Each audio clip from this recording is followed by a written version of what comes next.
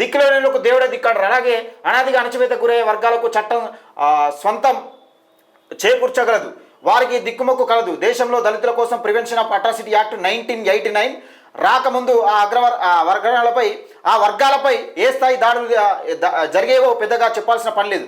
1985 July 17న ప్రకాశం జిల్లా కారంచేడులో దారుణ ఘటన సంభవించింది. అగ్రకులాల కమ్మ కులస్తులు దళితులపై దాడి చేసి 6గురిని పొట్టన పెట్టుకున్నారు. 3 మహిళలపై అఘాయిత్యానికి పాల్పడ్డారు. మంచినీటి విషయంలో తలెత్తిన వివాదం అమాయక దళిత బిడ్డలను బలి తీసుకుంది.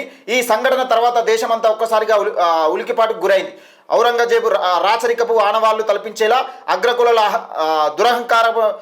దురహంకారాన్ని దళిత సమాజం సవాల్ చేసింది. దేశవ్యాప్తంగా దళిత సమాజం చైతన్యమైంది. పీడిత దళిత బిడ్డలంతా ఒక్కటై తమ హక్కులు తమ వర్గాల రక్షణ కొరకై కదిలారు.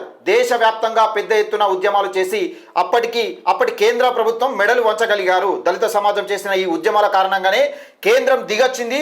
The schedule caste and the schedule tribes prevention of atrocity act 1989 తీసుకొచ్చింది. ఈ చట్టం అమల్లోకి వచ్చిన తర్వాత దళిత సామాజిక వర్గాలపై అగ్రకులాల దాడులు కాస్తైనా తగ్గాయి. అయితే ఎస్సీ ఎస్టీలకు అగ్రకులాల మాయూషి నుంచి రక్షణ కల్పించిన ప్రభుత్వం దేశంలో మెజార్టీ ఓబీసీ వర్గాల ప్రయోజనాలు మాత్రం విస్మరించింది. ఒకసారి దీనికి సంబంధించిన వార్త 2వ పేజీలో ఉంది.